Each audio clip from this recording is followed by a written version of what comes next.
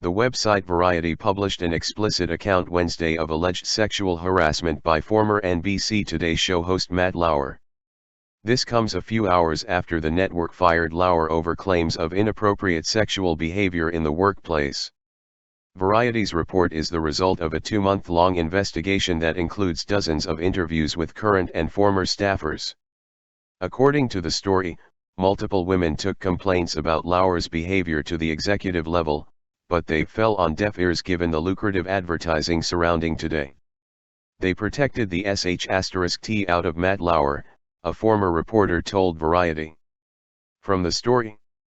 According to producers, Lauer, who had considerable editorial clout over which stories would ultimately air on Today, would frequently dismiss stories about cheating husbands. However, in the wake of Roger Ailes and Harvey Weinstein, Lauer had to keep up with the national conversation about sexual harassment. It often made for awkward moments on TV for staff members who knew about Lauer's private interactions. Lauer apparently grew more comfortable with his status at the company. Lauer, who was paranoid about being followed by tabloid reporters, grew more emboldened at 30 Rockefeller Center as his profile rose following Katie Couric's departure from Today in 2006. His office was in a secluded space, and he had a button under his desk that allowed him to lock his door from the inside without getting up. This afforded him the assurance of privacy.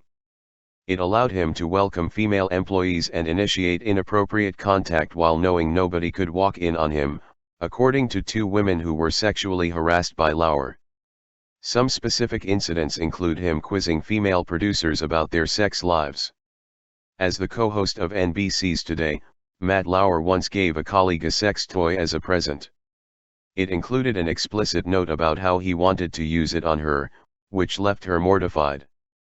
On another day, he summoned a different female employee to his office, and then dropped his pants, showing her his penis.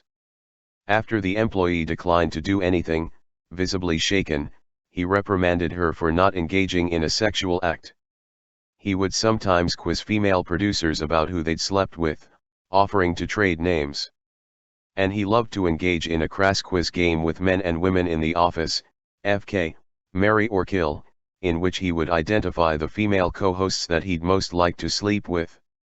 In a statement Monday evening, NBC News chairman Andy Lack said the complaint that led to Lauer's termination was his first in over 20 years, yet hinted it may not be the last. "We were presented with reason to believe that this may not have been an isolated incident," Lack said.